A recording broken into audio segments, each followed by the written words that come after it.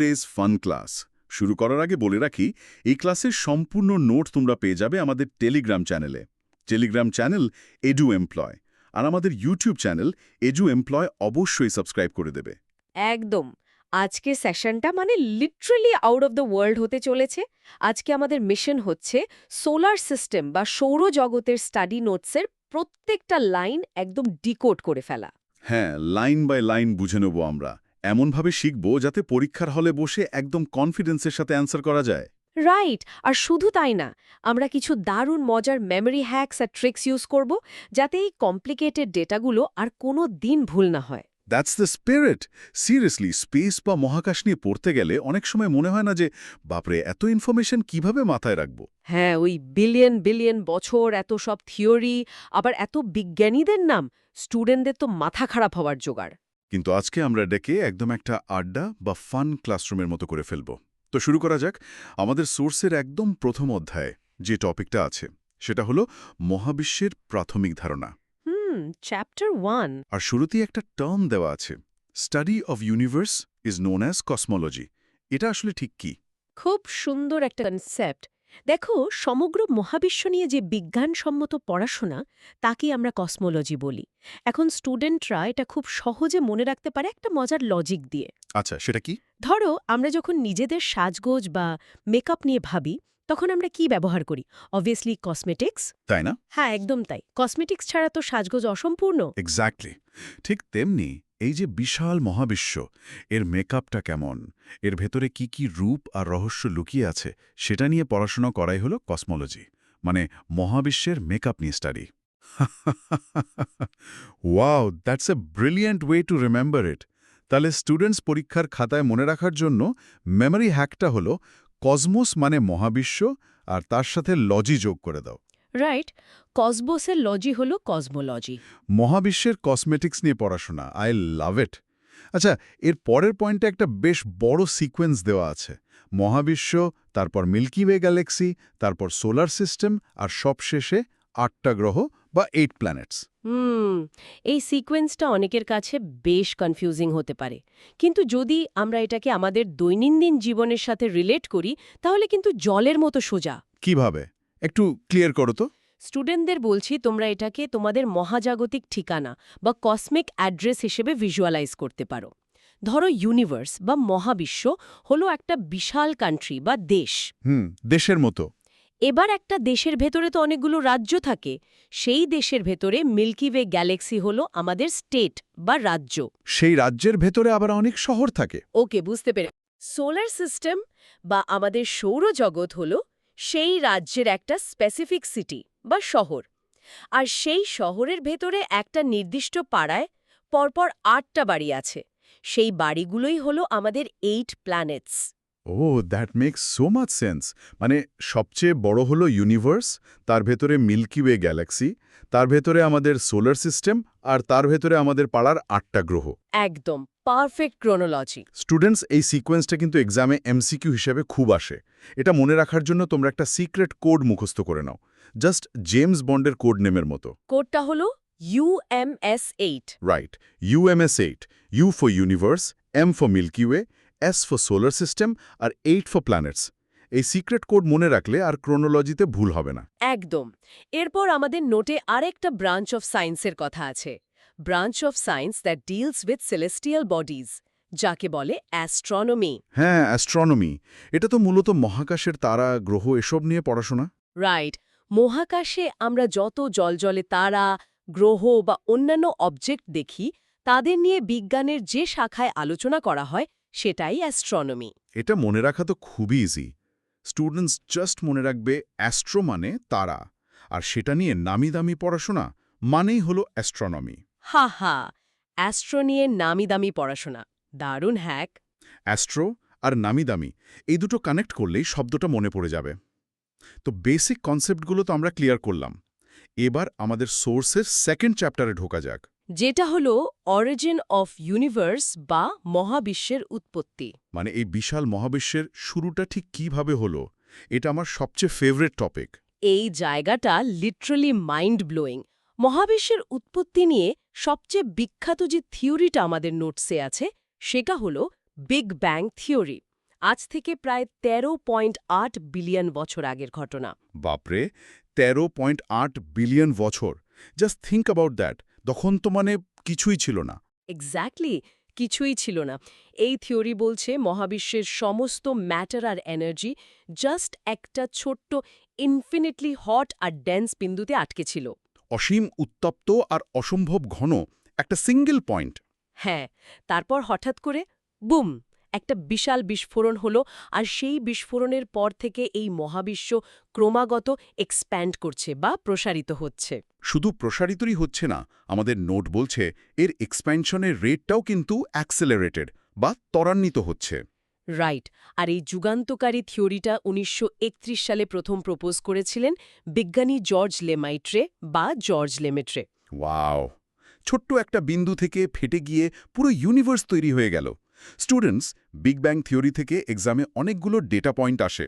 কত বছর আগে কে থিওরি দিয়েছেন, কত সালে দিয়েছেন। হ্যাঁ, এগুলো মনে রাখা একটু টাফ। একদমই না। আমি তোমাদের একটা মারাত্মক ফানি মেমোরি হ্যাক দিচ্ছি। জাস্ট এই লাইনটা মনে রাখবে।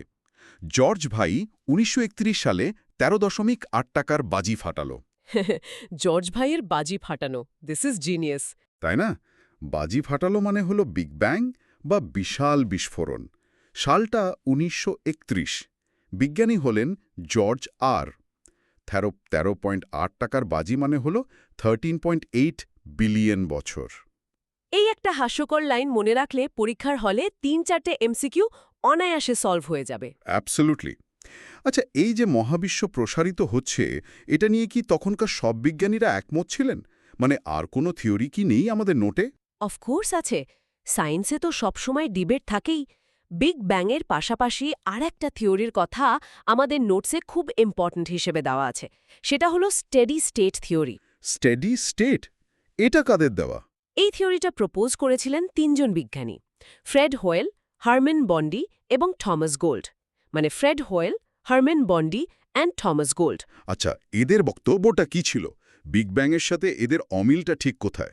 এরা মানতেন যে হ্যাঁ, ইউনিভার্স ইজ কনস্ট্যান্টলি এক্সপ্যান্ডিং, মহাবিশ্ব বড় হচ্ছে।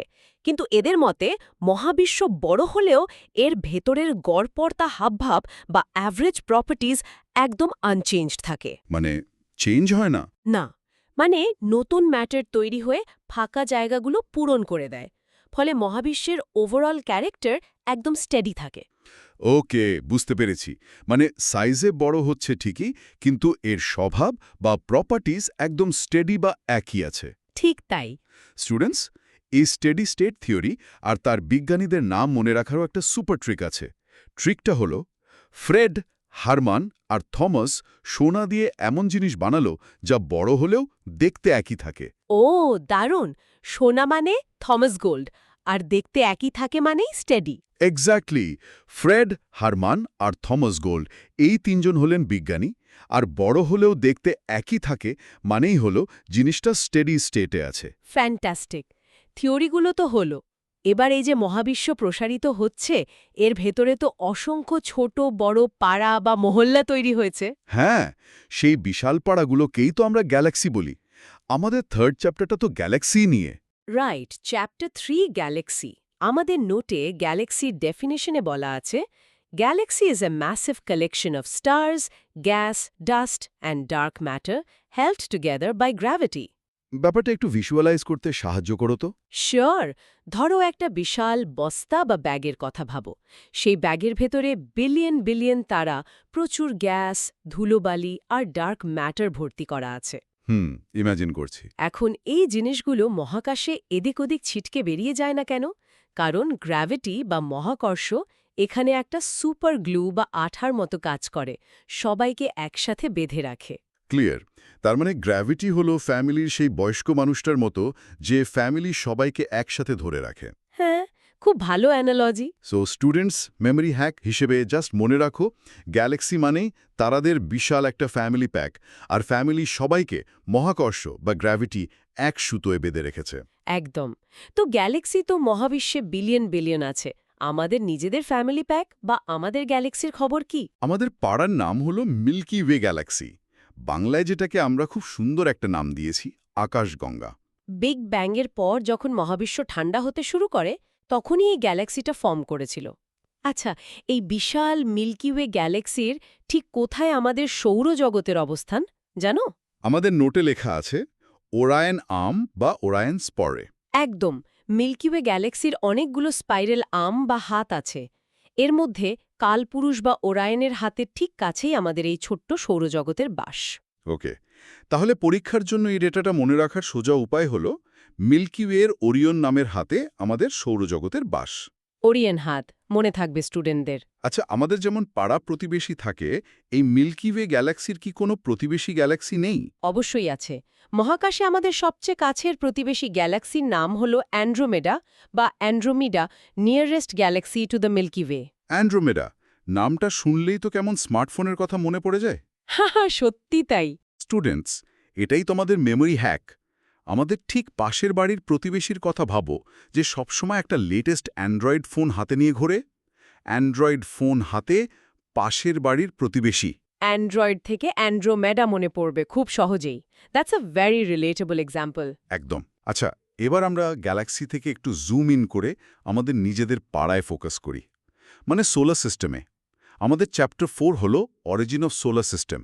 হ্যাঁ, এতক্ষণ তো আমরা পুরো মহাবিশ্বের কথা বললাম, কিন্তু আমাদের এই যে স্পেসিফিক সৌরজগৎ, সূর্য আর গ্রহগুলো, এদের জন্ম কিভাবে হলো? আমাদের নোট বলছে, the formation of solar system began 4.8 billion years ago, মানে আজ থেকে 4.8 বিলিয়ন বছর আগে। ঠিক তাই। আর ব্যাপারটা খুব ড্রামাটিক ছিল। মহাকাশে গ্যাস আর ধুলোর বিশাল একটা মেঘ স্পিন করতে বা ঘুরতে শুরু করে। ঘুরতে ঘুরতে কি হলো? ঘুরতে ঘুরতে এটা একটা বিশাল চাকতি বা ডিস্কের আকার নেয়, যাকে বলা হয় সোলার নেবুলা বা সোলার নেবুলা। আচ্ছা, তো এই সোলার নেবুলা থেকে সূর্য কিভাবে তৈরি হলো?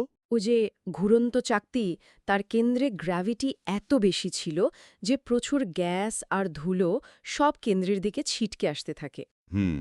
কেন্দ্রে জড়ো হচ্ছিল। রাইট। আর কেন্দ্রে প্রচণ্ড চাপ আর তাপের সৃষ্টি হয়, যার ফলে হাইড্রোজেনের নিউক্লিয়াসগুলো ফিউজ হতে শুরু করে, ফিউশন অফ হাইড্রোজেন নিউক্লিয়াই। আর এভাবেই জ্বলে ওঠে আমাদের সূর্য। আর গ্রহগুলো? সূর্যের চারপাশে সেই থিন ডিস্ক বা পাতলা চাকতির মধ্যে যে ম্যাটেরিয়ালগুলো বেঁচে ছিল, সেগুলো থেকে আস্তে আস্তে গ্রহগুলো তৈরি হয়। বুঝতে পেরেছি। মানে ব্যাপারটা পুরোপুরি একটা ঘুরন্ত পিৎজার মতো। পিৎজা? কিভাবে? স্টুডেন্টস, সিনারিওটা একটু ইম্যাজিন করো। মেমোরি হ্যাক হিসেবে মনে রাখো 4.8 বিলিয়ন বছর আগের ঘুরন্ত পিৎজা, যেটাকে আমরা বলছি নেবুলা। আর ওই পিৎজার ঠিক মাঝখানে একদম গরম চিজের মতো হলো আমাদের সূর্য। হা হা হা হা। আর সেই চিজে হাইড্রোজেনের ফিউশন হচ্ছে। এক্স্যাক্টলি।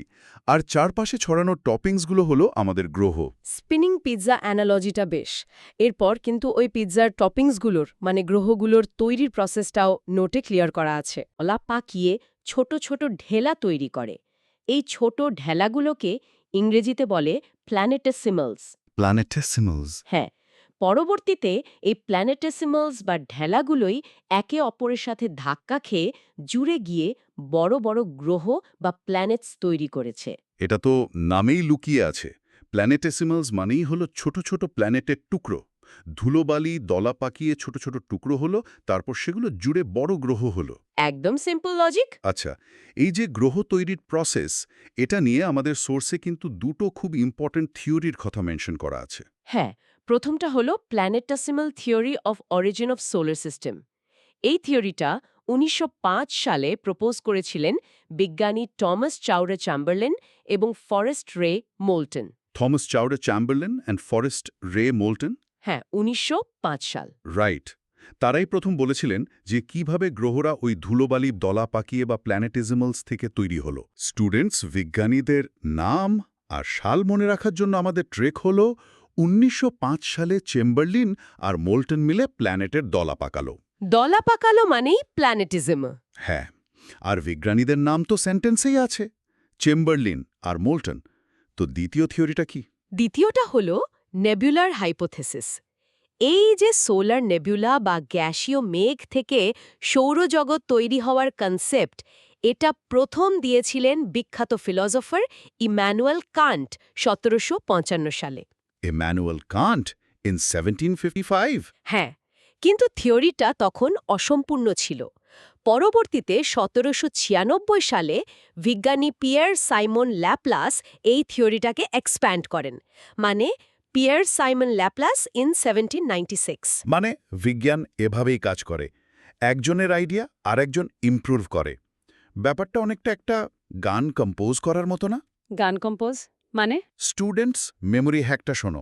কান্ট প্রথম নেবুলার গান গাইল, ল্যাপ্লাস তাতে সুর মেলালো।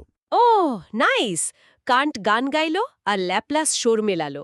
হ্যাঁ, ক্যান্ট 1755 সালে আইডিয়ার গান ধরেছে, আর প্রায় 40 বছর পর 1796 সালে ল্যাপ্লাস সেটাকে সুর দিয়ে একটা কমপ্লিট মিউজিকে পরিণত করেছে। Excellent analogy. এবার আমরা সৌরজগৎ নিয়ে কিছু হার্ডকোর ফ্যাক্টস বা স্ট্যাটিস্টিক্সে যাব। যেমন আমাদের পৃথিবীর বয়স কত? আমাদের নোটে স্পষ্ট বলা আছে, the age of earth is 4.5 billion years old. Students just মনে রাখবে সৌরজগতের বয়স 4.8 বিলিয়ন আর পৃথিবীর বয়স 4.5 বিলিয়ন বছর। খুব সিম্পল। একদম। এর পরের পয়েন্টটা কিন্তু বেশ শকিং। হ্যাঁ, আমিও পড়ে চমকে গেছি। Our solar system has 8 planets and 5 dwarf planets. Sun makes up about 99.86% of the total mass. Seriously? 99.86% ভর শুধু সূর্যের একা? একদম সত্যি। সূর্য হল পৃথিবীর সবচেয়ে কাছের এবং উজ্জ্বলতম তারা, ব্রাইটেস্ট অ্যান্ড নিয়ারেস্ট, আর পুরো সৌরজগতের ভরের 99.86% একাই সূর্যের পেটে। ভাবা যায়, বাকি যে 8টা গ্রহ, যেখানে আমাদের এই বিশাল পৃথিবী, জুপিটারের মতো গ্যাস জায়ান্ট আছে, সাথে 5টা ডোয়ার্ফ প্ল্যানেট বা বামন গ্রহ, চাঁদ, লক্ষ লক্ষ গ্রহাণু, সব কিছু একসাথে মেলালে টোটাল ভরের মাত্র 0.14% হয়। That is literally mind blowing. মানে আমরা জাস্ট একটু বেঁচে যাওয়া ধুলোর কণার উপর বাস করছি। সৌরজগতের আসল বস তাহলে সূর্যই। একদমই তাই। স্টুডেন্টস, এই পার্সেন্টেজটা এক্সামের জন্য খুব ইম্পর্ট্যান্ট। মেমোরি হ্যাক হলো সূর্য একাই 100, থুরি 99.86, 100-র একদম কাছাকাছি। আর জানো তো, এই সূর্য যে বস, সেটা মানতে কিন্তু মানুষের অনেক সময় লেগেছিল। কেন? প্রাচীনকালে মানুষ কি ভাবত? প্রাচীনকালে মানুষ ভাবত পৃথিবী সবকিছুর কেন্দ্রে আছে আর সূর্য আমাদের চারিপাশে ঘোরে। কিন্তু 1543 সালে বিজ্ঞানী কোপার্নিকাস প্রথম একটা থিওরি দেন। হ্যাঁ, আমাদের নোটে লেখা আছে, Copernicus theory 1543, sun is at the centre of the universe with the earth and other planets orbiting around it. Right, Copernicus এসে সবার ভুল ভাঙালেন।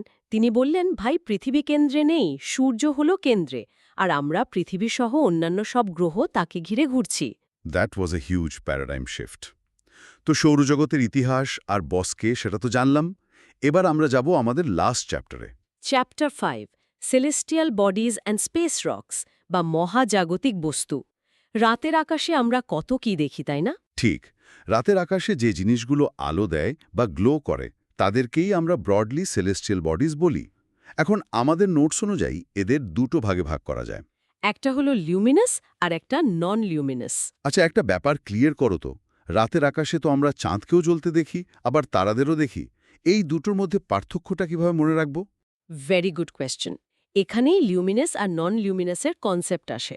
যারা লিউমিনাস বডি, তারা নিজেদের আলোতে জ্বলে। দে এমিট দেয়ার ওন লাইট। যেমন তারা বা স্টার্স। হ্যাঁ, এদের নিজেদের আলো আছে। এক্স্যাক্টলি। অন্যদিকে যাদের নিজস্ব কোনো আলো নেই, they do not emit their own light, তারা হলো নন লিউমিনাস। যেমন চাঁদ, ধূমকেতু বা কমেটস, গ্রহাণু বা অ্যাস্টেরয়েডস, উল্কা বা মিটিয়র্স। এরা সবাই সূর্যের আলো রিফ্লেক্ট করে বা প্রতিফলন করে, রাতের আকাশে চকচক করে। তাহলে দাঁড়াচ্ছে চাঁদের আসলে নিজস্ব কোনো গ্লো নেই, সে সূর্যের আলো চুরি করে আমাদের দেখাচ্ছে। হা, চুরি বলা যায় না, তবে ধার করে আর কি। স্টুডেন্টস, এই কনসেপ্টটা মনে রাখার খুব ফানি একটা মেমোরি হ্যাক বলি। লুমিনাস মানে হলো যার নিজের লাইট বা ট্যালেন্ট আছে, আর নন লুমিনাস মানে হলো যে অন্যের লাইটে ফোকাস মারে। অন্যের লাইটে ফোকাস মারে, পারফেক্ট। জাস্ট লাইক দ্যাট, চাঁদ থেকে শুরু করে গ্রহাণু সবাই সূর্যের লাইটে ফোকাস মারছে। এবার এই নন লিউমিনাস বডিগুলোর মধ্যে খুব ইন্টারেস্টিং একটা অবজেক্ট হলো কমেটস বা ধূমকেতু। হ্যাঁ, নোটে বলা আছে কমেটস আর large icy objects that orbit the sun, made of dust, rock, frozen gases like water, carbon dioxide, ammonia, methane. এটা আসলে কি? স্পেসে এটা দেখতে খুব সুন্দর লাগলেও ব্যাপারটা কিন্তু খুব একটা পরিষ্কার নয়। ধূমকেতু হলো আসলে বরফ, ধুলো, ছোট ছোট পাথর আর কিছু ফ্রোজেন গ্যাস সব মিলে তৈরি হওয়া একটা বিশাল সাইজের নোংরা স্নোবল। নোংরা স্নোবল বা বরফের গোলা। হ্যাঁ, এরা যখন ঘুরতে ঘুরতে সূর্যের খুব কাছাকাছি চলে আসে তখন সূর্যের তাপে ওই গ্যাসগুলো বাষ্প হয়ে যায় এবং পেছনের দিকে একটা সুন্দর লেজ বা টেল তৈরি করে। ও আচ্ছা, দূর থেকে সুন্দর লেজ মনে হলেও কাছে গেলে দেখা যাবে বরফ আর ধুলোর নোংরা গোলা। একদম। তো স্টুডেন্টস, আমাদের মেমোরি হ্যাকটা একটু ইম্যাজিন করো। ধূমকেতু বা কমেট হলো মহাকাশের উড়ন্ত নোংরা আইসক্রিম। আইসক্রিম কেন? কারণ আইসক্রিমে যেমন ভ্যানিলা, চকলেট ফ্লেভার থাকে, এই উড়ন্ত আইসক্রিমে আছে পানি, কার্বন ডাইঅক্সাইড, অ্যামোনিয়া আর মিথেনের ফ্লেভার। আশা করি এই নোংরা আইসক্রিম খেতে কেউ স্পেসে যাবে না। একদমই না। এনিওয়ে, আমাদের নোটসে একটা স্পেসিফিক এবং খুব বিখ্যাত ধূমকেতুর কথা মেনশন করা আছে, যেটা এক্সামের জন্য ক্রুশিয়াল। হ্যালিস কমেট বা হ্যালির ধূমকেতু। রাইট। নোটে বলা আছে, seen every 76 years, last seen in 1986, expected in 2061। হ্যালির ধূমকেতু প্রতি ৭৬ বছর পর পর পৃথিবীর আকাশ থেকে দেখা যায়। এটা মনে রাখার খুব সহজ লজিক হল, হ্যালির ধূমকেতু আমাদের সাথে ৭৬ বছরের লুকোচুরি খেলে। লাস্ট লুকোচুরি খেলেছে 1986 সালে, আর এরপর আবার ওকে আমরা দেখতে পাবো 2061 সালে। ৭৬ বছরের লুকোচুরি, খুব সুন্দর একটা ভিজুয়ালাইজেশন। এর পরের পয়েন্টটা নিয়ে স্টুডেন্টদের মধ্যে সবসময় একটা বিশাল কনফিউশন থাকে। কোন পয়েন্টটা? অ্যাস্টেরয়েড আর মিটেরয়েডের মধ্যে আসলে পার্থক্যটা কি? দুটোই তো স্পেস রক বা পাথর। কনফিউশন হওয়াটা খুব স্বাভাবিক। আমাদের সোর্স বলছে অ্যাস্টেরয়েড হল রকি, মেটালিক বা আইসি অবজেক্ট, যা সূর্যকে প্রদক্ষিণ করে। এরা সাইজে বেশ বড় হয়। আর মিটেরয়েড? মিটিরয়েড হল মাচ স্মলার স্পেস রক। এগুলো ওই বড় গ্রহাণু বা অ্যাস্টেরয়েডগুলো ভেঙে তৈরি হওয়া একদম ছোট ছোট টুকরো। মানে সাইজে ধুলোর কণা থেকে শুরু করে বড়জোর ১ মিটার চড়া পর্যন্ত হতে পারে। Okay, let me get this straight. দুটোই পাথর, কিন্তু সাইজের ফারাক আছে। সো স্টুডেন্টস কনফিউশন দূর করার জন্য একদম পাতি বাংলায় মেমরি হ্যাকটা হলো, অ্যাস্টেরয়েড হলো বড় ভাই আর মিটিরয়েড হলো ছোট ভাই। লজিকটা পারফেক্ট। অ্যাস্টেরয়েড সাইজে বিশাল বড় আর মিটেরয়েড হল তারই ভেঙে যাওয়া সাইজে পুচকে ছোট ভাই। একদম। এবার এই ছোট ভাই মানে মিটিরয়েড যখন স্পেসে ঘুরে বেড়াতে বেড়াতে হঠাৎ করে পৃথিবীতে চলে আসে, তখন কি হয় জানো? তখন তো মনে হয় নাম বদলে যায়, তাই না? হ্যাঁ, স্পেসের ওই ছোট ভাই যখন তীব্র বেগে আমাদের পৃথিবীর বায়ুমণ্ডলে ঢোকে, তখন তার একটা স্পেসিফিক নাম হয় মিটিওর। নোটে লেখা আছে, meteoroid enters Earth's atmosphere, specifically in mesosphere, burns up and creates a streak of light called shooting star. ব্যাপারটা হলো, যখন ওই পাথর পৃথিবীর বায়ুমণ্ডলের একটা নির্দিষ্ট লেয়ারে মানে মেসোস্ফিয়ারে ঢোকে, তখন বাতাসের সাথে প্রচণ্ড ঘর্ষণের কারণে সেটা জ্বলে ওঠে। আর আকাশে এক মুহূর্তের জন্য একটা আলো রেখা বা দাগ তৈরি হয়। এটাই কি আমরা উল্কা বা শুটিং স্টার বলি। আর নোটসে একটা দারুণ ইনফরমেশন আছে। জানুয়ারি মাসের শুরুর দিকে আকাশে কোয়াড্রেন্টাইডস নামের একটা খুব সুন্দর উল্কাবৃষ্টি বা মিটিওর শাওয়ার দেখা যায়। তার মানে যেটাকে আমরা তারা খসা ভেবে উইশ করি, সেটা আসলে তারা নয়, মেজোস্ফিয়ারে জ্বলে ওঠা একটা স্পেস রক। ঠিক তাই। স্টুডেন্টস এক্সামে প্রায়ই প্রশ্ন আসে, উল্কা কোন স্তরে জ্বলে ওঠে? এর মেমোরি হ্যাক হল, মেসোস্ফিয়ারে জ্বলে ওঠা ম্যাজিক মানি হল মিটিওর। দারুণ! মেসোস্ফিয়ারের এম আর মিটিওরের এম, এই দুটো কানেক্ট করলেই আর কখনো ভুলবে না। কিন্তু এই ম্যাজিক যদি পুরোপুরি না জ্বলে যায়, তখন কি হবে? তখন হবে আমাদের নোটসের একদম last point. The term is meteorite if the meteorite survives its trip and hits the ground. মানে মেসোস্ফিয়ারে জ্বলে পুড়ে ছাই না হয়ে সেই পাথরের টুকরোটা যদি সার্ভাইভ করে আর সশব্দে পৃথিবীর মাটিতে এসে ধাক্কা মারে, তখন তাকে আমরা বলি মিটিওরাইট। মাটিতে এসে পড়লেই নাম হয়ে যায় মিটিওরাইট। স্টুডেন্টস, আমাদের লাস্ট মেমোরি হ্যাকটা হলো, স্পেসের পাথর যদি মাটিতে একদম রাইট জায়গায় এসে হিট করে, তবে সেটা মিটিওরাইট। রাইট জায়গায় হিট করেছে, তাই নামের শেষে রাইট বা RITE আছে। মিটিওরাইট। ওয়াও! আমরা পুরো সোলার সিস্টেমের স্টাডি নোট একদম লাইন বাই লাইন অসাধারণ সব মেমরি হ্যাকস আর কনসেপ্ট ক্লিয়ারিং ডিসকাশন দিয়ে কভার করে ফেলেছি। আজকে আমরা কসমোলজি থেকে শুরু করে মিটিওরাইট পর্যন্ত সব বুঝলাম। সত্যি আজকের সেশনটা দুর্দান্ত ছিল, কিন্তু শেষ করার আগে স্টুডেন্টস একবার একটু ভেবে দেখো তো, কি ভাববে? আমরা যে বিশাল মিল্কি ওয়ে গ্যালাক্সিতে আছি তার একটা ছোট্ট ওরিয়ন আর্মে এই আমাদের সৌরজগৎ। সেই সৌরজগতে সূর্যের তুলনায় মাত্র 0.14% ভরের মধ্যে পৃথিবী নামের একটা বিন্দুতে আমরা বাস করছি। একদম একটা ডট।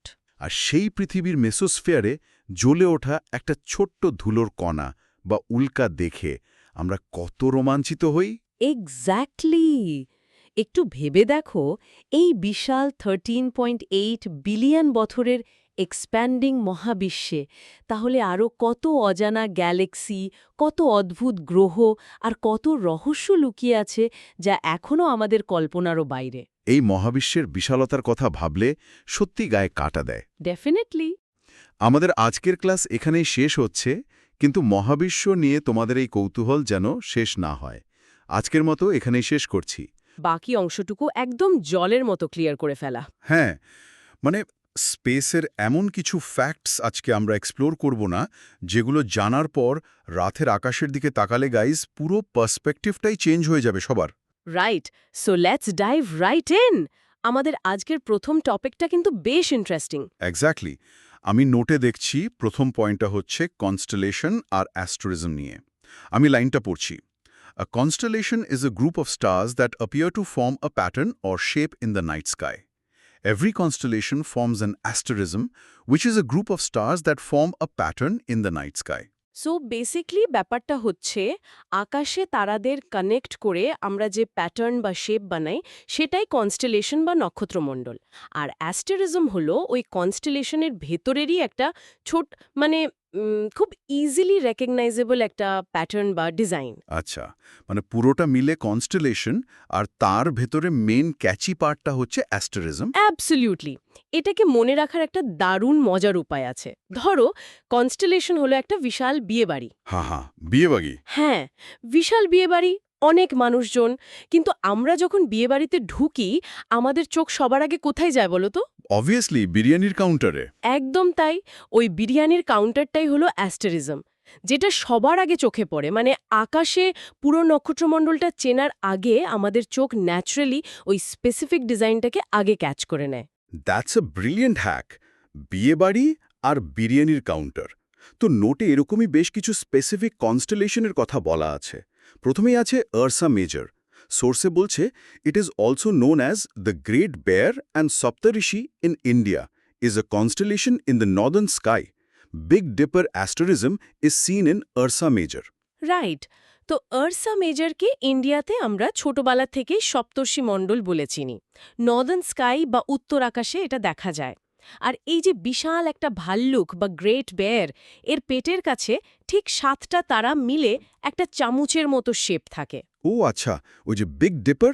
হ্যাঁ, সেটাই। ওই চামচের মতো শেপটাই হলো বিগ ডিপার, মানে আমাদের অ্যাস্টেরিজম। এটা ভিজুয়ালাইজ করতে গেলে তো মনে হচ্ছে আকাশে বিশাল এক ভাল্লুক, মানে গ্রেট বেয়ার, বসে বসে একটা বিশাল চামচ বা বিগ ডিপার দিয়ে স্যুপ খাচ্ছে। হ্যাঁ, এক্স্যাক্টলি। আকাশে বিশাল ভাল্লুক চামচ দিয়ে স্যুপ খাচ্ছে। জাস্ট এই ইমেজটা মাথায় রাখলে আরসা মেজর আর বিগ ডিপার লাইফেও আর ভুলবে না কেউ। ট্রু। এরপরের পয়েন্টটা হচ্ছে ক্যাসিওপিয়া নিয়ে। লেখা আছে, it is a W shaped constellation. The brightest star of Cassiopeia is Schedar, also known as alpha Cassiopeia. এটা চেনা খুব ইজি। আকাশের দিকে তাকালে যদি বড়সড় একটা ডব্লিউ লেটার দেখতে পাওয়া যায়, বুঝবে ওটাই ক্যাসিওপিয়া। আর এই ডব্লিউ এর সবচেয়ে ব্রাইট বা উজ্জ্বল তারাটার নাম হলো শেডার বা আলফা ক্যাসিওপিয়া। সাধারণত ব্রাইটেস্ট তারাগুলোকে আলফা বলা হয়। তো এটা মনে রাখার ট্রিকটা কি হতে পারে? ডব্লিউ দিয়ে কিছু? হ্যাঁ, ক্যাসিওপিয়ার ডব্লিউ মানে হলো ওয়াও, শেডার কত ব্রাইট, মানে ডব্লিউ ফর ওয়াও। ওয়াও, শেডার কত ব্রাইট। নাইস। আচ্ছা, এরপর আমাদের সোর্সে আরও দুটো শেপের কথা বলা আছে। Cygnus is a prominent northern constellation known for its distinctive cross shape, আর স্যাজিটেরিয়াস হল bow and cross shaped constellation. Cygnus হলো আকাশে একদম স্পষ্ট একটা ক্রস বা ক্রুশ শেপের নক্ষত্রমণ্ডল। আর অন্যদিকে স্যাজিটেরিয়াসের শেপটা হলো অনেকটা তীরধনুক, মানে বো এবং ক্রসের একটা মিক্সচার। মানে ভিজুয়ালাইজ করলে সিগনাস হলো আকাশের একটা বিশাল প্লাস সাইন, তাই তো? একদম। আর স্যাজিটেরিয়াস তো নাম শুনেই বোঝা যায় আর্চার বা তীরন্দাজ। আকাশে কেউ একজন তীর তাক করে বসে আছে। Right, right. এর পরেরটা আমার পার্সোনালি খুব ফেভারিট, ওরিয়ন। সোর্স বলছে Orion, also known as the Hunter, is a prominent set of stars visible during winter in the northern celestial hemisphere. The brightest star of Orion is Regal. শীতকালে আকাশের দিকে তাকালে মনে হবে যেন একজন বিশাল শিকারী বা হান্টার দাঁড়িয়ে আছে। এটাই আমাদের ওরায়ন। আর এর সবচেয়ে উজ্জ্বল তারাটির নাম হলো রিগেল। তো এটাকে আমরা এভাবে মনে রাখতে পারি যে শীতকালের কনকনে ঠান্ডায় হান্টার মানে ওরায়ন শিকারে বেরিয়েছে, আর অন্ধকার তো, তাই সে রিগেল নামের একটা বিশাল টর্চ লাইট হাতে নিয়ে বেরিয়েছে। হা, দারুণ। রিগেল টর্চ লাইট হাতে শিকারী, ব্রিলিয়েন্ট মেমোরি হ্যাক। তো আমরা এতক্ষণ কনস্টেলেশন দেখলাম। এবার স্পেসিফিক কিছু স্টারের দিকে ফোকাস করা যাক। সোর্সে দুটো ইম্পর্ট্যান্ট তারার কথা আছে। হ্যাঁ, আমি পড়ছি। Brightest star in night sky হচ্ছে সিরিয়াস, আর nearest star to earth after sun হচ্ছে প্রক্সিমা সেন্টরি। একদম পয়েন্ট টু পয়েন্ট। রাতের আকাশের সবচেয়ে উজ্জ্বল সুপারস্টার হলো সিরিয়াস। রাতের আকাশের দিকে তাকিয়ে সবচেয়ে জলজলে তারাটা দেখলে হাই চান্স ওটাই সিরিয়াস। আর সূর্যের পর পৃথিবীর সবচেয়ে কাছের প্রতিবেশী তারা হলো প্রক্সিমা সেন্টরি। তার মানে রাতের আকাশের সিরিয়াস স্টার এতই ব্রাইট যে সে নিজের আলো নিয়ে খুব সিরিয়াস। এক্স্যাক্টলি। আর প্রক্সিমা শব্দটা এসছে প্রক্সিমিটি থেকে, যার মানেই হলো কাছাকাছি। সেখান থেকেই প্রক্সিমা হলো আমাদের নেক্সট ডোর প্রতিবেশী। সিরিয়াসলি ব্রাইট আর প্রক্সিমিটি, গট ইট। আচ্ছা, এতক্ষণ দূরের তারা নিয়ে কথা হলো, এবার আমাদের নিজেদের স্টার মানে সূর্য বা সানকে নিয়ে দেখা যাক। সোর্স বলছে দি only star in our solar system and powerhouse of the solar system. It is composed of hydrogen, 73%, helium, 25 to 28%, and other gases. আমাদের সোলার সিস্টেমের একমাত্র স্টার আর পাওয়ার হাউস হলো এই সূর্যমামা। আর এর রেসিপি কিন্তু খুব সিম্পল। মানে জাস্ট 73% হাইড্রোজেন আর 25 থেকে 28% হিলিয়াম, বাকি সামান্য একটু অন্যান্য গ্যাস। মানে সূর্যের এনার্জি ড্রিঙ্কের রেসিপি হল বিশাল একটা গ্লাসে 73 চামচ হাইড্রোজেন আর 25 চামচ হিলিয়াম। হ্যাঁ, পারফেক্ট। এই ককটেল খেয়ে সূর্যমামা পুরো সোলার সিস্টেমকে পাওয়ার সাপ্লাই দিচ্ছে। বাট এই পাওয়ারটা তো আমাদের কাছে পৌঁছাতে অনেকটা ট্রাভেল করে। পরের লাইনে ডিস্টেন্সের কথা আছে, approximately 15 crore kilometers further away from Earth. It takes around 8 minutes 20 seconds for light at the speed of 3 lakh kilometers per second to reach the Earth. Just imagine the distance guys. সূর্য আমাদের থেকে প্রায় 15 কোটি kilometre দূরে। আলোর speed তো আমরা জানি, ভ্যাকিউমে প্রতি সেকেন্ডে 3 লাখ কিলোমিটার। এত বিশাল স্পিড হওয়া সত্ত্বেও পৃথিবীতে সূর্যের আলো পৌঁছতে 8 মিনিট 20 সেকেন্ড টাইম লেগে যায়। মানে আমরা আসলে 8 মিনিট 20 সেকেন্ড আগের সূর্যকে দেখছি। ছাদ নিভেও যায়, আমরা পৃথিবীতে বসে 8 মিনিট 20 সেকেন্ড পর সেটা টের পাবো। এটাকে ডেইলি লাইফের সাথে রিলেট করলে আমার এক বাটি ম্যাগি নুডলস বানাতে এক্স্যাক্টলি 2 মিনিট টাইম লাগে, আর সূর্যের আলো পৃথিবীতে আসতে লাগে ম্যাগির 4 গুণ টাইম, মানে 8 মিনিট 20 সেকেন্ড। হা, ম্যাগির 4 গুণ। I love that. স্পেসের ডিস্টেন্সকে ম্যাগির সাথে কম্পেয়ার করলে এই টাইমিং কেউ কখনো ভুলবে না। আচ্ছা, ডিস্টেন্স তো বুঝলাম, এবার টেম্পারেচার। সোর্সের বলছে temperature at surface is 5800 K or 5600 degrees Celsius. Temperature at the center is 15.7 million K. Note, K equals Kelvin. মানে সূর্যের সারফেস বা বাইরের দিকে টেম্পারেচার হলো 5600 ডিগ্রি সেলসিয়াস বা 1800 কেলভিন। কেলভিন হলো টেম্পারেচার মাপার আরেকটা ইউনিট। আর সেন্টারে বা কেন্দ্রে, বাপরে, 15.7 মিলিয়ন কেলভিন। ফিগারটা একটু ভাবো গাইস, সারফেসে 5800 আর সেন্টারে 15.7 মিলিয়ন। মানে 1,57,00,000 কেলভিন। সূর্যের ভেতরে আক্ষরিক অর্থেই আগুন জ্বলছে। একদম। আচ্ছা, এত বিশাল বিশাল ডিস্টেন্সের কথা যখন উঠছে তখন স্পেসে দূরত্ব মাপার একটা স্পেশাল স্কেলের কথা বলতেই হয়। সোর্সে পরের পয়েন্টটাই হলো light year. A light year is a unit of length used to measure distance between two astronomical objects. It's the distance that light travels in a vacuum in 1 Julian year. 1 light year equals 9.461 x 10 to the power 12 kilometer. এই জায়গাটাতে কিন্তু অনেকেই একটা বড় ভুল করে ফেলে, বুঝলে? লাইট ইয়ার শব্দটার শেষে ইয়ার আছে বলে অনেকেই ভাবে এটা বুঝি সময় বা টাইমের একক। একদম না। হ্যাঁ, আমিও ছোটবেলায় তাই ভাবতাম। এটা হলো লেন্থ বা দূরত্বের একক। শূন্যস্থানে আলো 1 বছরে যে বিশাল দূরত্ব পার হয় সেটাই লাইট ইয়ার, যার ভ্যালু ওই 9.461 into 10 to the power 12 kilometre. তো গাইজ, লাইট ইয়ার কোনো বছর বা ইয়ার নয়, এটা হলো মহাকাশের ফিতা বা মেজারিং টেপ। মহাকাশের বিশাল মাপযোগ করতে এই ফিতা লাগে। পারফেক্ট অ্যানালজি, মহাকাশের মেজারিং টেপ। কিন্তু অনেক সময় এই ফিতাও ছোট পড়ে যায়, তখন দরকার হয় পারসেকের। হ্যাঁ, নোটে পারসেকও আছে। Parsec or PC is an astronomical unit greater than light year. 1 parsec equals 3.26 light year. Right. Light ইয়ারের থেকেও বড় দাদা হলো পারসেক। 1 পারসেক মানে হলো 3.26 লাইট ইয়ার। মহাকাশের এক্সট্রিম বিশাল গ্যালাকটিক দূরত্ব মাপতে এটা কাজে লাগে। মানে পারসেক হলো লাইট ইয়ারের বড় ভাই, যার পকেটে সবসময় 3.26 খানা লাইট ইয়ার খুচরো হিসেবে থাকে। হ্যাঁ, বড় ভাই, নাইস। তো স্পেসের স্কেল থেকে আবার চলো আমাদের সূর্যের কাছে ফিরে যাই। সূর্যের লেয়ার নিয়ে খুব ইম্পর্ট্যান্ট কিছু ক্লাসিফিকেশন আছে এখানে। হ্যাঁ, 3টে লেয়ারের কথা বলা আছে। ফোটোস্ফিয়ার, the only visible surface of the sun. Chromosphere, visible as a dim red ring just above the photosphere. আর 3 নম্বর হলো corona, the outermost layer of the sun's atmosphere, which is extremely hot and only visible during solar eclipses. লেয়ারগুলোর details কিন্তু এক্সামের জন্য super important. তো সূর্যের 3টে main layer. ফোটোস্ফিয়ার হলো যেটা আমরা নর্মালি খালি চোখে দেখতে পাই। এর ঠিক ওপরেই থাকে ক্রোমোস্ফিয়ার, যেটা একটা হালকা বা ডিম লাল রঙের রিংয়ের মতো। আর একদম বাইরের লেয়ারটা হলো করোনা। হ্যাঁ, আর অদ্ভুত ব্যাপার হলো এই করোনা লেয়ারটা ফোটোস্ফিয়ারের চেয়েও অনেক বেশি হট বা গরম, কিন্তু একে শুধু টোটাল সোলার এক্লিপস বা সূর্যগ্রহণের সময়ই দেখা যায়। গাইজ, লেয়ারগুলো কনফিউজ না হওয়ার একটা দারুণ ট্রিক আছে। আমরা যখন কোনো কিছুর ফটো তুলি তখন তার ভিজিবল অংশটাই ওঠে, তাই না? তো ভিজিবল লেয়ারটা হলো ফোটোস্ফিয়ার। দারুণ। আর লাল রঙের রিংটা হলো ক্রোমোস্ফিয়ার। এক্স্যাক্টলি।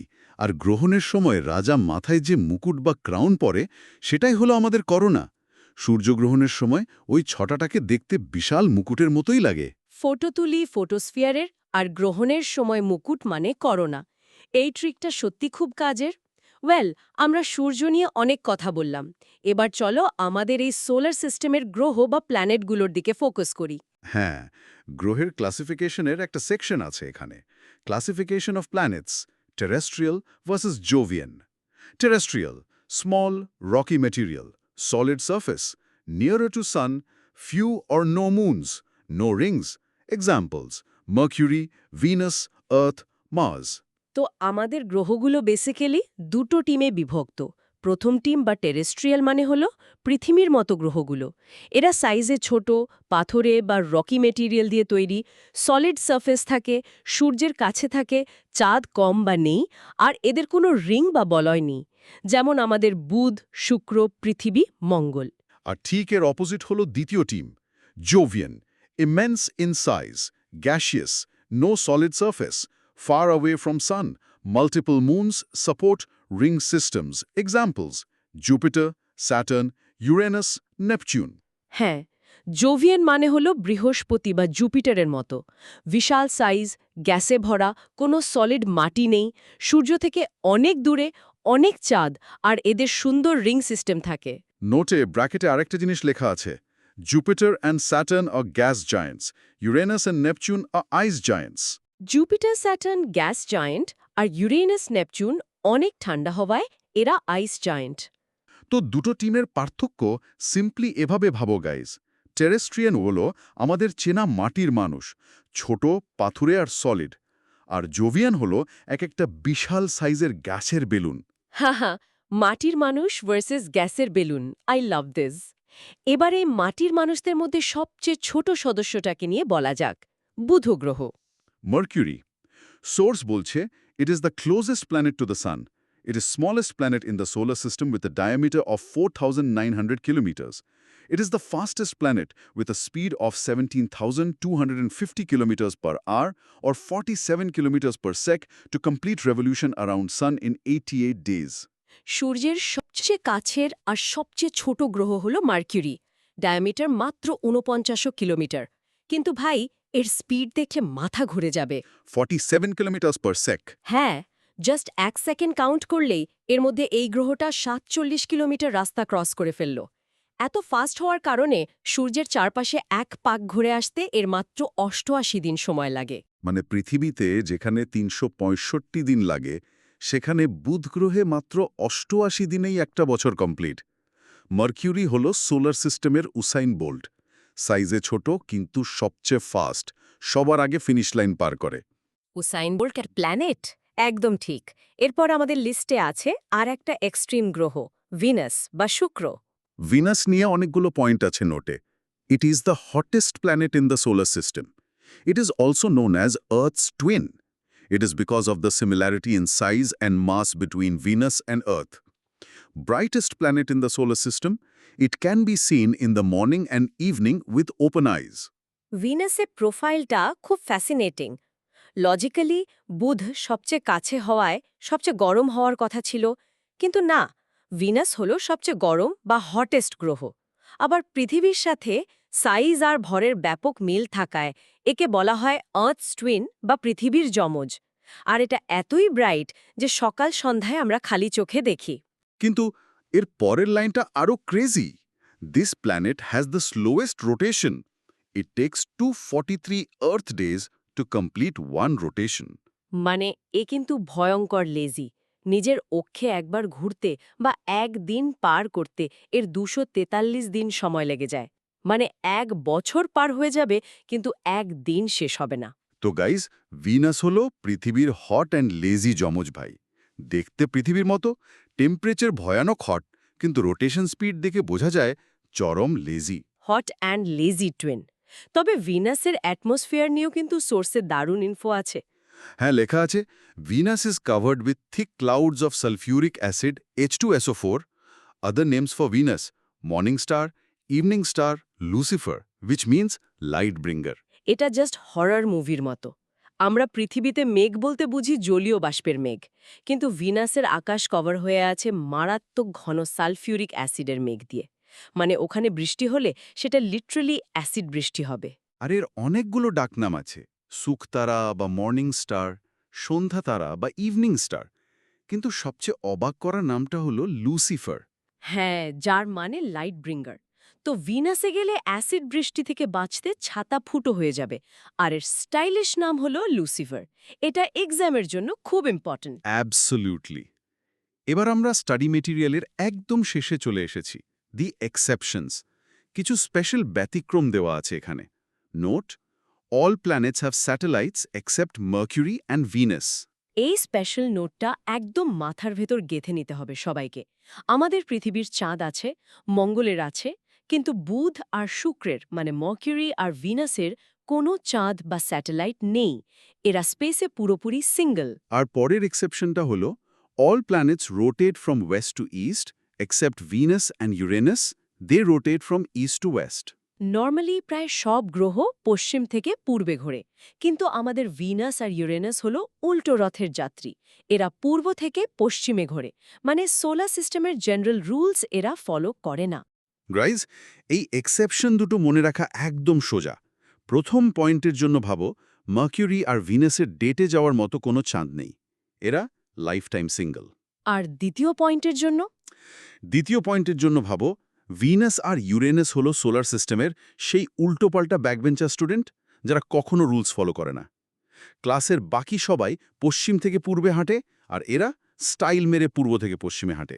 সিঙ্গল প্ল্যানেট আর ব্যাকবেঞ্চো প্ল্যানেট।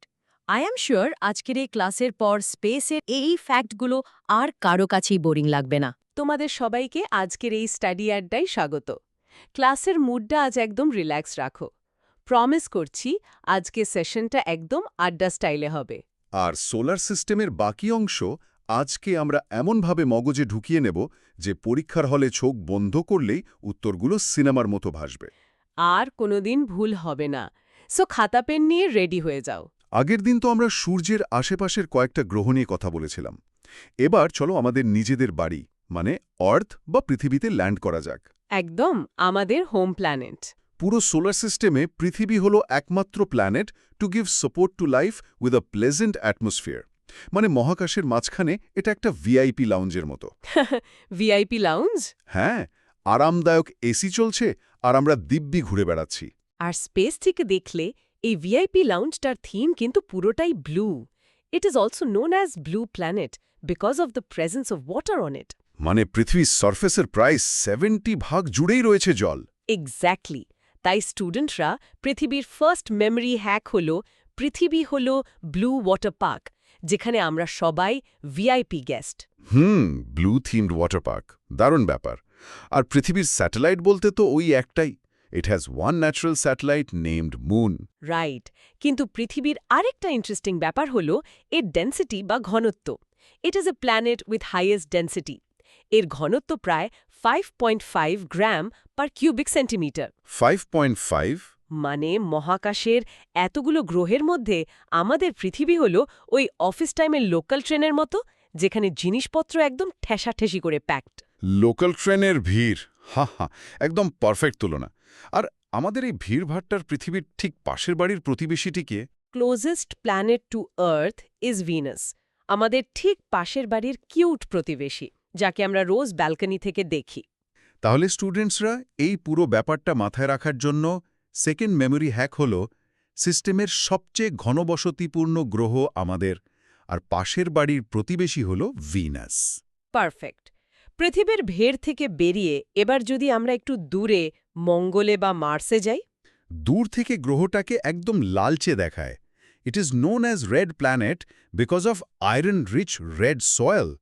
আমার তো মনে হয় ওখানে আয়রন বা লোহার পরিমাণ এত বেশি যে পুরো গ্রহেই জং ধরে গেছে। তুমি কিন্তু সায়েন্টিফিক্যালি খুব একটা ভুল বলনি। এই জং ধরা মাটির জন্যই মাটিটা লাল। জং ধরা গ্রহ? সাইজের দিক থেকেও তো এটা খুব একটা বড় নয়, তাই না? একদম পুচকে। It is the second smallest planet in the solar system after Mercury. মানে পুরো সোলার সিস্টেমে বুধের পরে এর স্থান। তাহলে স্টুডেন্টসরা মঙ্গলের প্রথম মেমরি হ্যাক হল? মঙ্গল মানে লাল আর জং ধরা, সাইজে একদম পুচকে। এরা যেন সবসময় মঙ্গলকে দুদিক থেকে প্রোটেক্ট করে নিয়ে ঘুরছে। আর সারফেসের অবস্থা? আমি তো ভেবেছিলাম পুরোটাই বোরিং লাল পাথর। মোটেও বোরিং নয়। It has a thin atmosphere and surface with valleys, craters, deserts and ice caps. Ice caps? মঙ্গলে বরফ? তাহলে তো স্কিইং করতে যাওয়া যায়। এর সারফেসটা পুরো একটা অ্যাডভেঞ্চার পার্কের মতো। একদম। তাহলে মঙ্গলের এই পার্টের মেমরি হ্যাকটা দাঁড়ালো মঙ্গলের দুই বডিগার্ড ফোবোস আর ডাইমোস। তবে এর থেকেও বড় অ্যাডভেঞ্চার লুকিয়ে আছে এর পাহাড়ে। স্টুডেন্টরা, অলিম্পাস মন্স হল largest volcano and the tallest mountain in the solar system lies on Mars. এই পয়েন্টটা পরীক্ষার জন্য খুব ইম্পর্ট্যান্ট। এর উচ্চতা শুনলে চমকে যাবে, 22 থেকে 25 কিলোমিটার। Mind blowing. আমাদের পৃথিবীর মাউন্ট এভারেস্টের উচ্চতা প্রায় 8.8 কিলোমিটার। তার মানে অলিম্পাস মন্স হল সোলার সিস্টেমের বাহুবলী বা বুর্জ খালিফা, এভারেস্টের প্রায় 3 গুণ উঁচু। আর মঙ্গলের দিনে দৈর্ঘ্য কি পৃথিবীর মতোই? Length of a day is equal to 1 day and 37 minutes, মানে পৃথিবীর মতোই 24 ঘন্টা। শুধু সকালে ঘুম থেকে ওঠার জন্য ওখানে এক্সট্রা 37 মিনিটের একটা স্নুজ বটন দেওয়া আছে। 37 মিনিটের এক্সট্রা ঘুম? স্টুডেন্টদের জন্য তো এটা স্বপ্নের গ্রহ। মঙ্গল তো হলো। এবার আমরা যাব একটা ইন্টারেস্টিং ট্রানজিশন জোনে। সোলার সিস্টেমে মঙ্গল আর বৃহস্পতির মাঝখানে একটা অদ্ভুত লক্ষণ রেখা আছে। তুমি অ্যাস্টেরয়েড বেল্ট বা গ্রহাণু বলয়ের কথা বলছো। The asteroid belt is found between the orbits of Mars and Jupiter. এটা যেন দুটো আলাদা দুনিয়াকে ডিভাইড করে রেখেছে। হ্যাঁ, এই লক্ষণ রেখায় পাথরগুলো গোল গোল ঘুরছে, কিন্তু এর মধ্যে একটা গ্রহাণুর নাম শুনে আমি তো অবাক। The International Astronomical Union has approved the name Pandit Jasraj For an asteroid 2006 VP32, after it was discovered in November 2006. স্পেসে ক্লাসিক্যাল মিউজিকের ভাইব। বিখ্যাত ক্লাসিক্যাল গায়ক পণ্ডিত যশরাজের নামে গ্রহাণুর নাম রাখাটা কতটা কুল। সত্যি এটা খুব প্রাউড মোমেন্ট। আর নাসার কথা তো বলতেই হয়। Asteroid Bennu studied by NASA's Osiris Rex mission.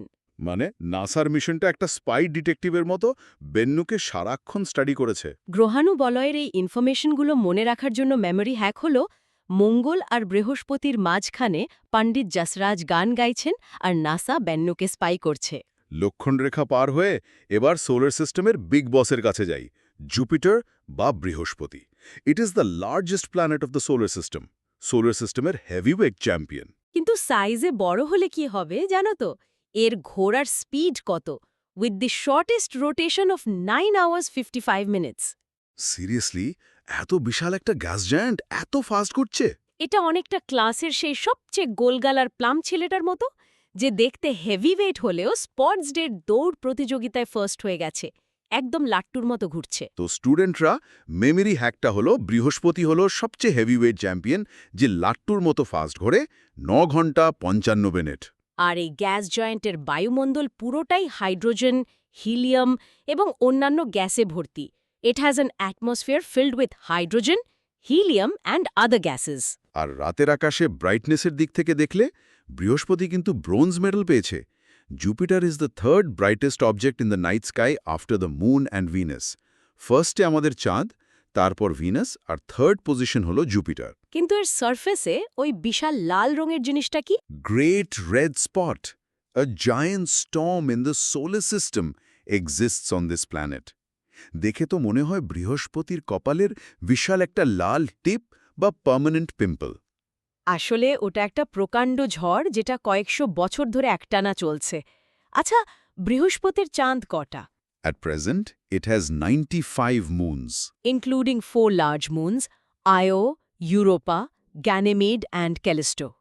এদেরকে গ্যালিলিয়ান মুনস বলা হয় because they were discovered by Galileo. গ্যালিলিওর ভিআইপি চাঁদের গ্যাং। ঠিক। আর এই চাঁদের গ্যাংয়ের মধ্যে সবচেয়ে বড় বা ডন হল Ganymede. Ganymede is the largest among them. আর একটা মজার ব্যাপার হল, it has an unclear ring around it. শনির মতো ক্লিয়ার রিং নয়, মানে জাস্ট নামমাত্র একটা ঝাপসা আংটি পড়ে আছে বিগ বস। তাহলে স্টুডেন্টরা, জুপিটারের মেমোরি হ্যাকটা আমরা এভাবে মনে রাখতে পারি। বৃহস্পতির কপালের লাল টিপ হল গ্রেট রেড স্পট, আর গ্যানিমিড হল সব চাঁদের দাদাগিরি। ফ্যান্টাস্টিক। এবার চলো যাই স্যাটার্ন বা শনিতে। বৃহস্পতির পরই সাইজে সেকেন্ড হল শনি। It is the second largest planet in the solar system. আর শনির এই যে এত সুন্দর উজ্জ্বল রিংগুলো, it has bright and concentric rings around it, which are made up of tiny rocks and pieces of ice. ছোট ছোট পাথর আর বরফের টুকরো দিয়ে তৈরি। বলতে পারো এগুলো শনির আইসি জুয়েলারি বা গয়না। শনি হল মহাকাশের ফ্যাশন আইকন। মহাকাশে পোজ দিচ্ছে বরফের গয়না পরে। কিন্তু শনির ডেন্সিটি বা ঘনত্বের ব্যাপারটা শুনলে তোমরা হাসবে। Saturn is the planet with least density, 0.69 gram per cubic centimetre. 0.69 মানে জলের চেয়েও কম? Of course. Apparently it can float in water. মানে মহাকাশে যদি আমরা একটা বিশাল বাথটাব বানিয়ে জল ভরে দিই, তাহলে এত বড় একটা গ্রহ ওই জলে ডুববে না, একটা বিশাল রবার ডাকের মতো ভাসতে থাকবে। জলে ভাসা রাবার ডাক, দিস ইজ হিলেরিয়াস। তাহলে স্টুডেন্টরা, শনির ফার্স্ট মেমরি হ্যাক হলো শনি হলো জলের মধ্যে ভাসা বরফের আংটি পরা রাবার ডাক। আর চাঁদের লড়াইয়ে তো এখন বৃহস্পতিকে হারিয়ে শনি first boy. At present it has 146 moons and Titan is the largest among them. Satellites of Saturn, Titan and Enceladus show possibility of life on it. বিজ্ঞানীদের ধারণা ওখানে হয়তো কোনো এলিয়েন বসে আড্ডা মারছে। আর এই যে এত সুন্দর রিং নিয়ে আমরা কথা বললাম, এর একটা ইতিহাস আছে। In 1655, Huygens discovered Saturn's rings. In 1675, Cassini discovered the gap between rings. আর এর রোটেশন টাইম হলো 11 আওয়ার্স। মেমরি হ্যাকটা নোট করে নাও। হয়জেন্স আংটি খুঁজে পেল, আর ক্যাসিনি আংটির মাঝখানের ফাঁকা জায়গা বের করে দিল। শনির ফ্যাশন শো শেষ করে এবার চলো সোলার সিস্টেমের সবচেয়ে অদ্ভুত গ্রহের কাছে যাই, Uranus. It is greenish in colour. Hence known as green planet due to presence of methane gas in its atmosphere. মিথেনের উপস্থিতির জন্যই একে সবুজ দেখায়। Discovered by William Herschel in 1781। তাহলে স্টুডেন্টরা মেমোরি হ্যাক হল উইলিয়াম হার্শেলের সবুজ রঙের গ্রহ হল ইউরেনাস। ইউরেনাসের বায়ুমণ্ডল বা atmosphere is composed of hydrogen and helium primarily, but it also contains more water, ammonia ইত্যাদি। It has coldest planetary atmosphere in the solar system. মানে নেপচুন সবচেয়ে দূরে হওয়া সত্ত্বেও ইউরেনাসই সবচেয়ে ঠান্ডা। বেচারা শীতে সব সময় কাঁপছে। হ্যাঁ, আর ইউরেনাস যে শুধু শীতে কাঁপছে তাই নয়, গ্রহটা চরম অলস। It has at least 27 moons. Famous moons হল মিরেন্ডা, এরিয়েল and আমরিয়েল। অলস কেন বলছো? কারণ it is tilted to 98 degrees at the axis, hence called as rolling বা lopsided planet. এর rotation time হল 17 hours। ওয়েট 98 ডিগ্রি, তার মানে তো এটা প্রায় শুয়ে আছে। ক্লাসের ওই ব্যাকবেঞ্চের স্টুডেন্টদের মতো যারা সোজা হয়ে বসতে চায় না, একদম কাত হয়ে বিছানায় শুয়ে শুয়ে রোল করে ঘোরে। ঠিক তাই। স্টুডেন্টরা ইউরেনাসের ফাইনাল মেমরি হ্যাক হল ইউরেনাস হল সেই অলস গ্রহ যে 98 ডিগ্রি শুয়ে শুয়ে ঘোরে, মানে রোলিং প্ল্যানেট। এবার আমরা চলে যাই একদম লাস্ট প্ল্যানেটে, Neptune. It is the farthest planet from the Sun with longest or slowest revolution of 165 years. ভাবা যায়, এত দূরে থাকার কারণে সূর্যের চারদিকে একবার ঘুরে আসতে এর লিটারালি 165 বছর লাগে। তুমি যদি নেপচুনে জন্মাও, জীবনে কোনোদিন নিজের ফার্স্ট বার্থডে সেলিব্রেট করতে পারবে না, কারণ এক বছর হতে হতেই 165 বছর কেটে যাবে। বার্থডে পার্টির কোনো সিন নেই ওখানে। নেপচুনের নিজের অক্ষে ঘুরতে বা রোটেশন টাইম হল 16 hours. Atmosphere primarily composed of hydrogen and helium. It is the windiest planet, আর it is bluish in color because of methane, মানে মিথেনের জন্য রংটা নীলচে। আর বাতাস এত জোরালো যে তুমি যদি ওখানে দাঁড়াও সব উড়ে যাবে। একদম। মেমোরি হ্যাক হল নেপচুনের নীল ঝড়ে উড়ে যায় 165 বছরের জন্মদিন। নেপচুনের আবিষ্কারের গল্পটাও কিন্তু দারুণ। It was discovered by Johann Galle and Urbain Le Verrier in 1846, the only planet in the solar system found by mathematical predictions. মানে জাস্ট ক্যালকুলেশন করে অঙ্ক কষে বিজ্ঞানীরা বলে দিয়েছিলেন যে ওখানে একটা গ্রহ থাকা উচিত। তাই নেপচুন হলো আমাদের সোলার সিস্টেমের ম্যাথ ম্যাজিশিয়ান গ্রহ। It is known to have 14 satellites, and the most famous moon is Triton. It is the windiest planet of our solar system. স্টুডেন্টরা খেয়াল করে দেখো, এই উইন্ডিয়েস্ট পয়েন্টটা আমাদের সোর্সে দুবার দেওয়া আছে। তার মানে পরীক্ষক চাইছেন এটা তোমরা কিছুতেই যেন না ভুলো। তো আমাদের 8টা গ্রহের আলোচনা শেষ। এবার একটা দারুণ অর্ডারিং বা ক্রম দেওয়া আছে, planets from increasing to decreasing order. মানে সাইজে সবচেয়ে বড় থেকে সবচেয়ে ছোট গ্রহের সিকোয়েন্স। অর্ডারটা হল JSUNEVMM: Jupiter, Saturn, Uranus, Neptune, Earth, Venus, Mars, Mercury. এই অ্যাক্রোনিমটাকে একদম ছন্দের মতো মনে রাখো, জাসন এভএমএম। মেমোরি হ্যাকটা হলো জাসন এভএমএম। জাস্ট মনে রাখো, প্রথম 4টে বড় ভাই মানে গ্যাস জায়ান্টগুলো, তারপর আমাদের পৃথিবী, তারপর বাকিরা ছোট থেকে আরও ছোট। এই ছন্দটা দুবার পড়লে একদম মুখস্থ হয়ে যাবে। এবার আমাদের আজকের ক্লাসের একদম লাস্ট টপিকে আমরা চলে এসেছি, সেটা হলো আমাদের সবার প্রিয় মুন বা চাঁদ। The moon is earths only natural satellite. কিন্তু জানো তো, চাঁদ হলো original fake influencer. Fake influencer কেন? কারণ ওর নিজের কোনো আলো নেই। It is non Luminous in nature. সূর্যের আলো রিফ্লেক্ট করে সে রাতের আকাশে এত ভাব নেয়। চাঁদের রেডিয়াই হল 1.74 × 10⁶ meters. Moon's light takes 1.26 seconds to reach Earth's surface. Distance between Earth and Moon is 3,84,000 kilometers. এত দূরে থাকা সত্ত্বেও ওই প্রতিফলিত আলো পৃথিবীতে আসতে জাস্ট পলক ফেলতে না ফেলতে চলে আসে 1.26 সেকেন্ডে। এর পরের পয়েন্টটা হলো ফিজিক্সের মজা। Gravity on Moon is equal to Earth's gravity divided by 6. মানে কারো ইনস্ট্যান্ট ওজন কমানোর দরকার, সোজা চাঁদে চলে যাও, ওজন 6 ভাগ কমে যাবে, নো ডায়েট নিডেড। এরপর চাঁদের একটা খুব ইম্পর্ট্যান্ট বৈশিষ্ট্য, only one side or near side of the moon is visible. Roughly 60% of it is visible. And the remaining side বা far side is not visible to the naked eye. রিজনটা হলো rotation time is equal to revolution time, which is 27.3 days. আমরা পৃথিবী থেকে সব সময় চাঁদের একটাই দিক কেন দেখি? কারণ চাঁদ হল আমাদের সেই লাজুক বন্ধুর মতো, যে সবসময় শুধু মুখের দিকটা দেখায়, কখনোই পিছন ঘোরে না। এর ঘোরা আর দৌড়ানো একদম এক স্পিডে চলে, ২৭.৩ দিন। এই জন্যই আমরা খালি চোখে চাঁদের উল্টো দিকটা কখনোই দেখতে পাই না। এবার লাস্ট দুটো fact. Highest point on moon হল Mount Leibniz, now officially known as Mons Huygens. Thin gaseous envelope around the moon is known as lunar exosphere. So আমাদের ফাইনাল মেমোরি হ্যাক হল চাঁদের মুকুট হল মন্স হাইজেন্স আর তার গায়ের পাতলা হাওয়ার চাদর হল লুনার এক্সোস্ফিয়ার। আমাদের প্রত্যেকটা পয়েন্ট, প্রত্যেকটা লাইন আমরা একদম খুঁটি আলোচনা করেছি। আশা করি স্টুডেন্টদের আর কোনো ডাউট নেই। তোমরা সবাই দারুণভাবে এই ক্লাসটা ফলো করেছো, কিন্তু ক্লাস শেষ করার আগে তোমাদের মাথার পোকা নড়ানোর জন্য একটা প্রশ্ন দিয়ে যাই।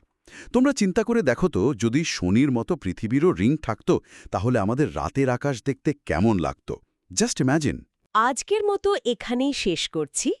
পরবর্তী ক্লাসের জন্য এডু এমপ্লয় ইউটিউব চ্যানেলটি সাবস্ক্রাইব করে রেখো এবং নোটের জন্য এডু এমপ্লয় টেলিগ্রাম চ্যানেলে যুক্ত হয়ে যাও। আবার স্বাগত আমাদের আজকের এই সেশনে। আগের ক্লাসে তো আমরা সৌরজগতের অনেকগুলো চমকপ্রদ বিষয় নিয়ে আলোচনা করেছি। হ্যাঁ, আর আজকে আমাদের মিশন হলো সোলার সিস্টেম নোটের পার্ট 4, মানে শেষ অংশটুকু একদম ক্লিয়ার করে ফেলা। রাইট, মহাকাশ বিজ্ঞানের এমন কিছু দারুণ কনসেপ্ট আজ আমরা জানব, যেগুলো শুনতে জটিল মনে হলেও আসলে আমাদের চারপাশে সাধারণ ঘটনার মতোই লজিক্যাল, আর মজাও পাবো অনেক। আর সেজন্যই তো আমরা প্রতিটি বিষয় লাইন বাই লাইন খুঁটিয়ে দেখব। তো আমাদের আজকের আলোচনার শুরুতেই আছে Aditya L1 mission and L1 to L5 Lagrange points. হ্যাঁ, ভারতের মহাকাশ গবেষণার একটা বিশাল প্রজেক্ট এটা।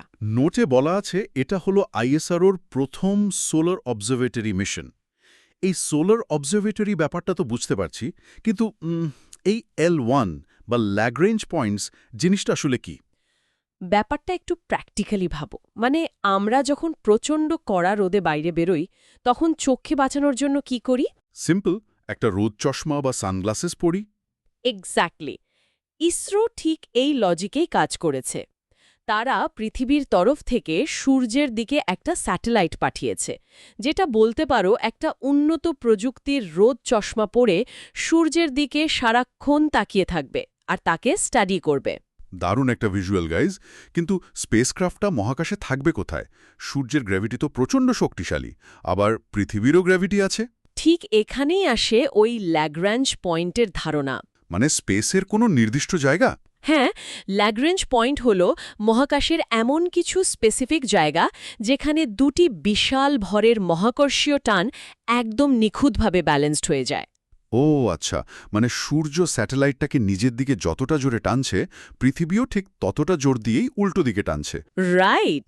বৈজ্ঞানিক ভাষায় বলতে গেলে দুটি বড় বস্তুর মহাকর্ষীয় টান একটি ছোট বস্তুর সেন্ট্রিপিটাল ফোর্সের সমান হয়ে যায়। এটাকে মহাকাশের একটা ভিআইপি পার্কিং লট হিসেবে চিন্তা করতে পারো। ভিআইপি পার্কিং লট মানে কোনো টানাটানি নেই, সব শান্ত। একদম তাই।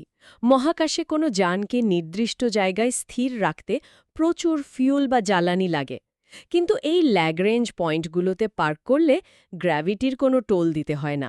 স্পেসক্রাফট প্রায় বিনা জ্বালানিতেই স্থির থাকে। আর এরকম টোল ফ্রি পার্কিং লট কটা আছে স্পেসে? আমাদের সূর্য এবং পৃথিবীর মাঝখানে এরকম মোট 5টে টোল ফ্রি পার্কিং স্পট আছে। এদের নাম দেওয়া হয়েছে L1 থেকে L5। ইসরো তাদের স্পেসক্রাফট পাঠিয়েছে ওই প্রথম পার্কিং স্পটটায়, মানে L1-এ। তো বন্ধুরা, এই পুরো কনসেপ্টটা মাথায় গেঁথে নেওয়ার জন্য আমাদের আজকের প্রথম মেমোরি হ্যাকটা হলো আদিত্য মানে সূর্য, আর L1 থেকে L5 হলো মহাকাশের 5টি টোল ফ্রি পার্কিং প্লাজা। একদম পারফেক্ট একটা লাইন। এবার চলো ভারতের এই মিশন থেকে আমরা একটু ইন্টারন্যাশনাল নিয়মের দিকে যাই। হ্যাঁ, মহাকাশের তো একটা রুল বুক থাকা দরকার। কে গ্রহ আর কে নয় সেটা তো কাউকে ঠিক করতে হবে। আমাদের সোর্সের পরের পয়েন্টটা হলো headquarter of IAU, Paris, France. এই IAU বা ইন্টারন্যাশনাল অ্যাস্ট্রোনমিক্যাল ইউনিয়ন ব্যাপারটা হলো মহাকাশের হেডমাস্টার। ঠিক তাই। হ্যাঁ, মানে সারা বিশ্বের বড় বড় জ্যোতির্বিজ্ঞানীরা মিলে এই সংগঠন তৈরি করেছেন।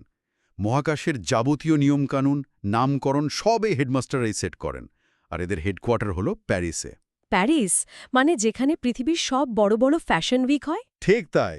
তাহলে তো এটা মনে রাখা লিটারেলি খুব সোজা। আমাদের হ্যাকটা হবে মহাকাশের সব স্টাইল আর নিয়মকানুন সেট হয় প্যারিসের ফ্যাশন উইকের মতো। খুব সুন্দর। ফ্যাশনের ট্রেন্ড যেমন প্যারিস থেকে ছড়ায়, মহাকাশের নিয়মগুলো প্যারিস থেকেই নির্ধারিত হয়। তো এই নিয়মকানুন থেকে চলো আবার একটু মিশনে ফেরা যাক। হ্যাঁ, আমাদের সবার গর্বের একটা বিষয়।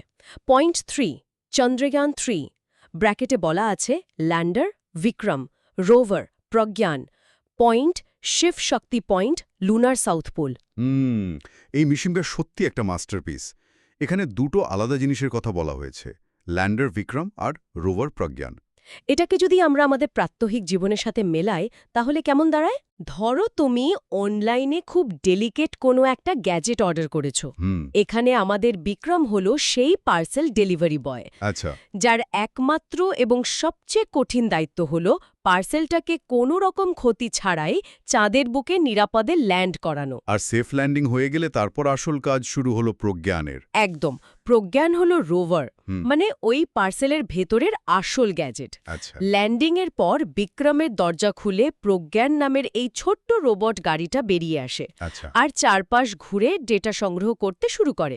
আর সবচেয়ে বড় ব্যাপার হলো ওরা ল্যান্ড করেছে চাঁদের অন্ধকার দিক বা সাউথ পোলে। হ্যাঁ, সাউথ পোল অংশটা প্রচণ্ড দুর্গম, আগে কেউ ওখানে যায়নি, আর এই ল্যান্ডিং স্পটটারই নাম দেওয়া হয়েছে শিব শক্তি পয়েন্ট। এই ঐতিহাসিক সাফল্যটা মাথায় রাখার জন্য আমাদের মেমোরি হ্যাক হলো বিক্রমের ল্যান্ডিং, প্রজ্ঞানের ডিসকভারি আর সাউথ পোলে শিবশক্তির পাওয়ার, সব মিলিয়ে ইসরোর ছক্কা। একদম স্টেডিয়ামের বাইরে ছক্কা। হ্যাঁ। পৃথিবী আর চাঁদের গল্প তো হলো, এবার আমরা সৌরজগতের একটু বাইরের দিকে নজর দিই চলো। ঠিক আছে। সৌরজগতের বাইরের সীমানা বলতে আমাদের 4 নম্বর পয়েন্ট, কুইপার বেল্ট। সোর্সে বলা আছে কুইপার বেল্ট। হ্যাঁ, কুইপার বেল্ট। নেপচুন তো আমাদের সৌরজগতের একদম শেষ গ্রহ। তার মানে এটা নেপচুনের কক্ষপথের বাইরের কোনো একটা রিং। হ্যাঁ, ঠিক তাই। কুইপার বেল্টকে সৌরজগতের পাড়ার একদম শেষের স্টোররুম বা জঞ্জালের স্তূপ হিসেবে বর্ণনা করা যায়।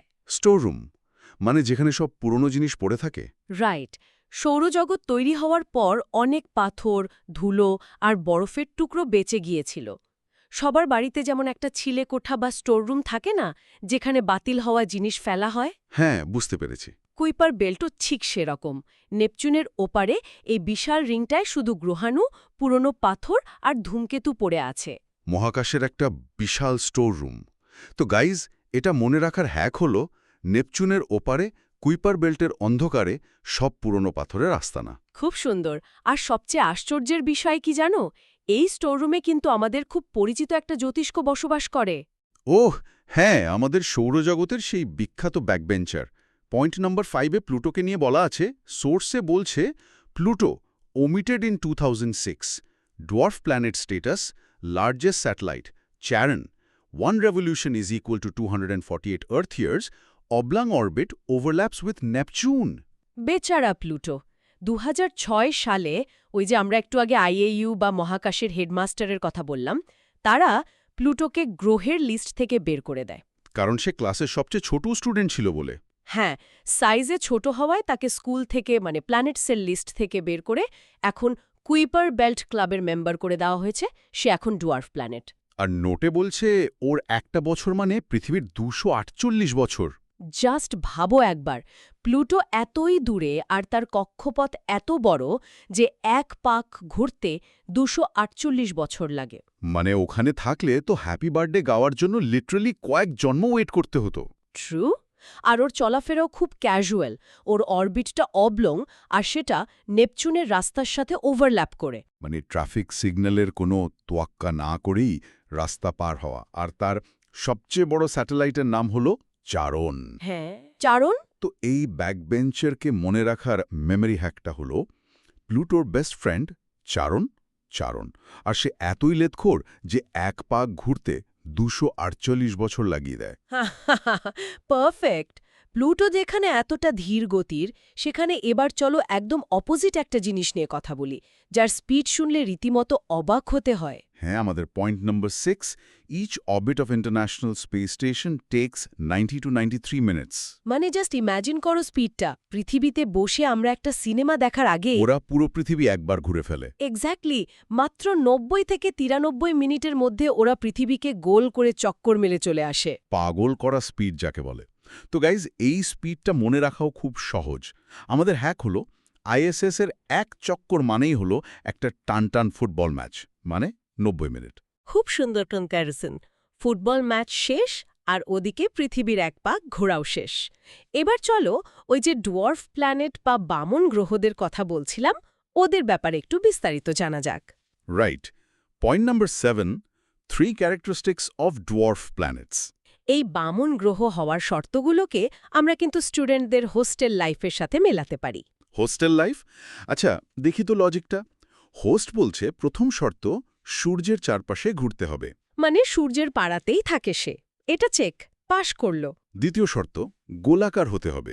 মানে দেখতে গোলগাল, এটাও চেক। কিন্তু 3 নম্বর শর্তটা হলো নিজের কক্ষপথের জঞ্জাল পরিষ্কার করার ক্ষমতা থাকতে পারবে না। আর এখানেই ওরা ফেল করে, মানে নিজের রুম পা চলার পথ পরিষ্কার রাখতে পারে না। একটা আসল গ্রহ নিজের রাস্তার ডেব্রি বা জঞ্জাল নিজের দিকে টেনে নেয় বা দূরে সরিয়ে দেয়, কিন্তু এদের সেই ক্ষমতা নেই। আচ্ছা, গোলগাল চেহারা, সূর্যের পাড়ায় থাকে, কিন্তু নিজের রুম পরিষ্কার রাখতে পারে না বলেই এরা ডোয়ার্ফ প্ল্যানেট। অসাধারণ একটা লজিক। হোস্টেল লাইফের অগোছালো রুম। তো গাইজ, আমাদের হ্যাকটা হলো গোলগাল চেহারা, সূর্যের পাড়া, কিন্তু নিজের রাস্তায় জঞ্জাল ভরা। এটাই ডোয়ার্ফ প্ল্যানেটের ধারা। ছড়াটা একেবারে মাখায় গেঁথে যাওয়ার মতো। তো আমাদের এই সৌরজগতে এরকম ডোয়ার্ফ প্ল্যানেট কারা কারা আছে?